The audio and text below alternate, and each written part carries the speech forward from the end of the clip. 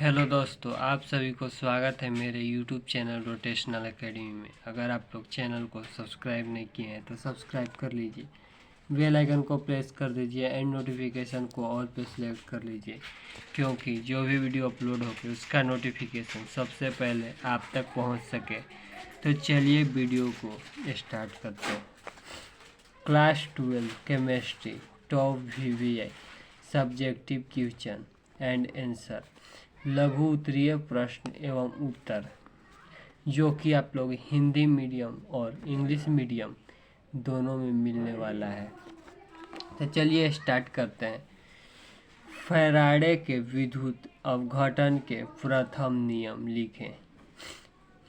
इस नियम के अनुसार किसी इलेक्ट्रॉन से मुक्त किसी पदार्थ की मात्रा प्रवाहित विद्युत धारा के समानुपाती होता है।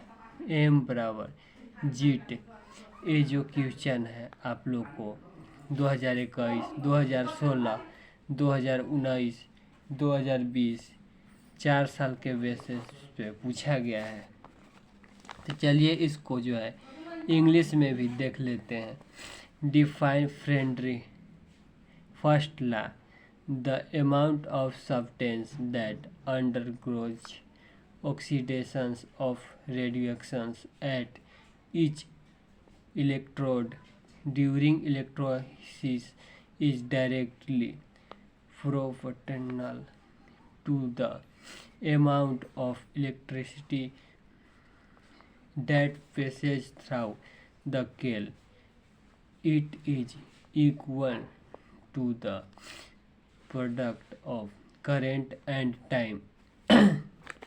तो अगला जो आप लोग का सेकेंड नंबर क्वेश्चन है वो है, अभिक्रिया की कोटि से क्या समझते हैं।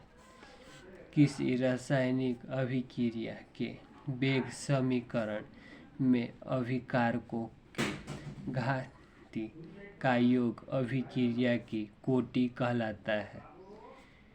ते जो है ये आप लोग को 3 साल के बेसिस पे पूछा गया है। 2011, 2016, 2019 3 साल का है पूछा गया है क्वेश्चन। इसको चलिए इंग्लिश में देख लेते हैं। Defined order of reactions, the order of reaction is defined as the sum of the powers to which the concentrations terms are recessed in the rate law equations to express the observed rate of the reactions.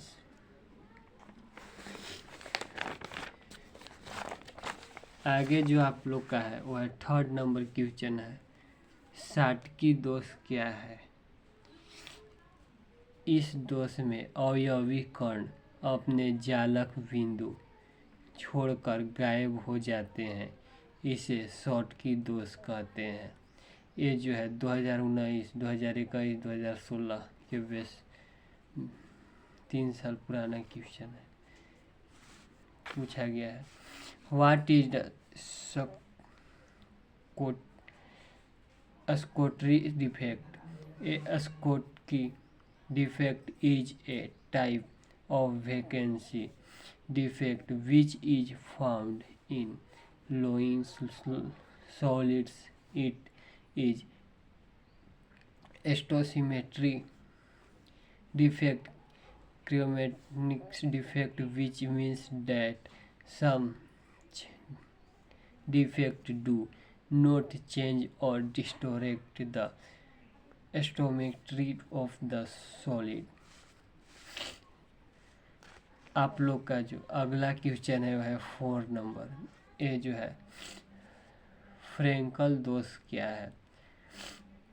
इस दोष में अवयवी कण अपने जालक बिंदु को छोड़कर अंतराकाशी स्थान में चला जाता है, फ्रेंकल दोष कहलाता है। ये 1947, 2011, 2016, 2022 में पूछा गया क्वेश्चन है। इसको चलिए इंग्लिश में देख लेते हैं। What is Frenkel defect, the crystal defect where some ions are displaced from normal electric sides to the interstitial sides is called the Frankel defect। आगे जो आप लोग का 5 नंबर की क्वेश्चन है वो है कॉपर के 2 अयस्कों का नाम लिखें।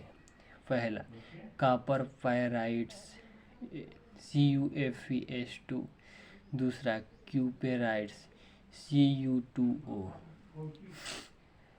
इसको चलिए इंग्लिश में देख लेते हैं। Write two ores of copper. पहला कॉपर फाइराइट CuFeS2, दूसरा कॉपीराइट Cu2O। आगे आप लोग का चलिए देखते हैं। आगे जो आपका 6 नंबर क्वेश्चन है वह है बिंदु दोष क्या है। किसी क्रिस्टल में जालक बिंदु से अवयवी कणों का विस्थापन से उत्पन्न दोष बिंदु दोष कहलाता है। ये जो है 2009 और 2019 में पूछा गया है प्रश्न है। चलिए इसको इंग्लिश में देख लेते हैं। Define point defect. Point defects are the simplest defects that can be found in any crystal face. They are localized on single sides of the crystal structure। आगे जो आपका है 7 नंबर क्वेश्चन है वो है परासरण दाब को परिभाषित करें।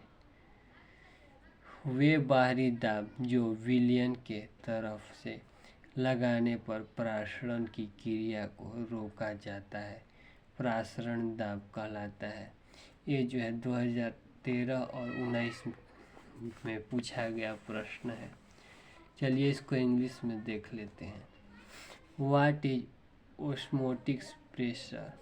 Osmotic pressure is defined as the pressure that must be applied to the solution side to stop fluid movement when a semi-permeable member extracts a solution from per water।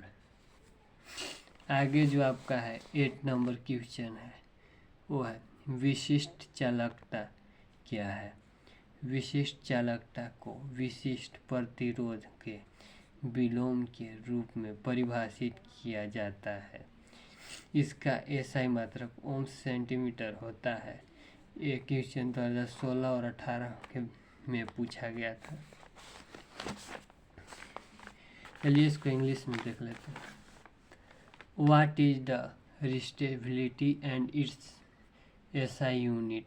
रिस्टेबिलिटी can be defined as the resistance of a coordinating material per unit length with unit area of cross sections, so its SI unit will be ohms centimeters। अगला जो आपका question है 9 number वो है सक्रिय ऊर्जा क्या है। अभिकारक से मध्यवर्ती के निर्माण में आवश्यक ऊर्जा को सक्रिय ऊर्जा कहते हैं। ये जो है 2013 और 15 के बेस में पूछा गया था। चलिए इसको इंग्लिश में देख लेते हैं। What is the activation energy. The minimum amount of energy that is required to activate atoms और molecules to a conditions in which they can undergo chemical transformations is called activation energy।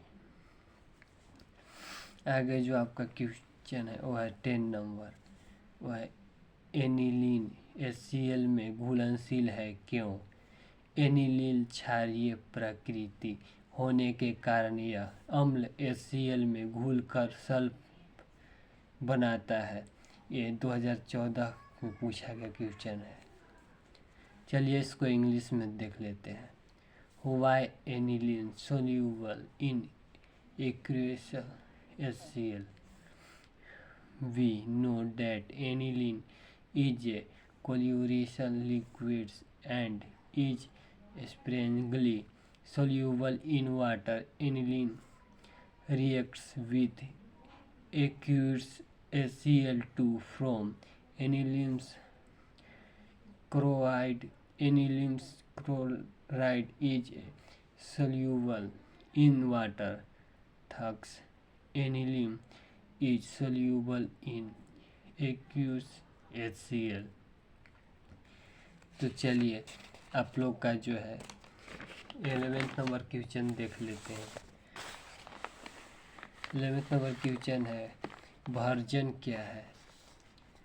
वह प्रक्रिया जिसमें सांद्रित अयस्क को वायु उपस्थिति गर्म किया जाता है जिससे जल वाष्प के रूप में बाहर निकल जाता है, भर्जन कहलाता है। ये जो है 2011, 10, 11, 12 और 14 के बेसिस में पूछा गया है, यानी कि ये 4 साल क्वेश्चन पूछा गया है। तो ज़्यादातर उम्मीद है कि क्वेश्चन जो है वो रिपीट होते रहता है। चलिए इसको देख लेते हैं। What is roasting? Roasting is a process of metallurgy where ore is converted into its oxide by heating it above its melting point in the presence of excess air। चलिए आज के वीडियो में इतना ही। धन्यवाद और हम आपसे मिलते हैं नेक्स्ट वीडियो में।